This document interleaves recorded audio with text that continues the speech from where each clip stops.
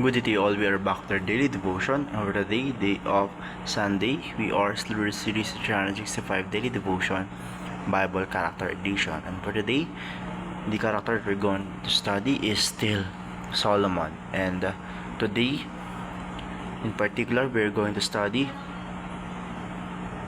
what happened when Solomon died. And the title for this verse is Trust in the Lord with all your heart. So the verse we're going to use as a reference came from the book of 1 Kings chapter 11 verses 41 to 43. Now the rest of the acts of Solomon and all that he did and his wisdom, are not written in the book of the acts of Solomon? And the time that Solomon reigned in Jerusalem over all Israel was 40 years. And Solomon slept with his fathers and was buried in the city of David his father, and Rehoboam his son reigned in his place. So after King Solomon died, his son Rehoboam took over the city of Jerusalem. And King Solomon reigned for 40 years, and when he died, his son took over his kingship. So let's continue reading.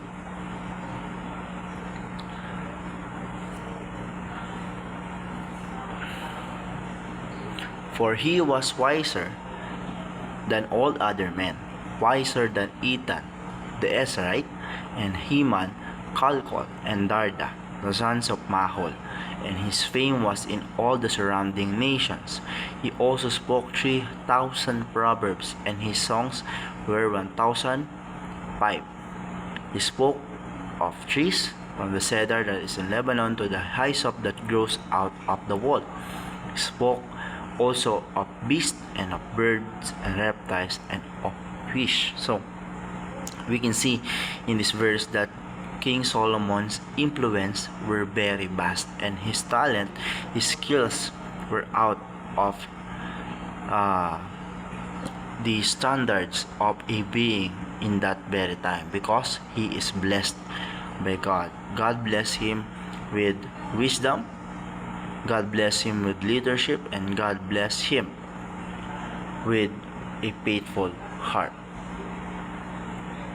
Let's continue reading. For length of days and years of life and peace they will add to you. Let not steadfast love and faithfulness forsake you. Bind them around your neck, write them on the tablet of your heart. So you will find favor and good success in the sight of God and man. So how did King Solomon became so successful as a king? Because ever since he was young, he is faithful.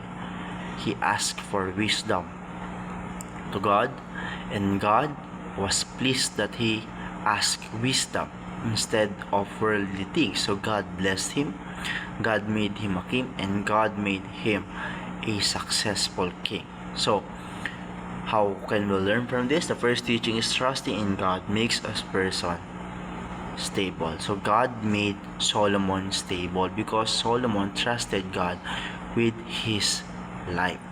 Second, obedience begins in the heart. Ever since he was young, he was obedient to God with all his heart, with all his mind, and he kept doing that until and even during his kingship. So he became so successful and he became so famous. Lastly, acknowledge God in all, and God's favor and success will follow. So when you are obedient, when you are trusting God with all your heart, success will be inevitable. Prosperousness will be inevitable, and that's what happened into the kingship and the life of Solomon. He gave his heart and life to God, and God did not took away from him the success. Instead, he gave it to him, and he gave him a successful life, successful kingship, and a prosperous life. So how can we apply this in our lives? Trust in the Lord with all your heart, just like what Solomon did, Do not lean on your own understanding. So when you are asking for wisdom, do it.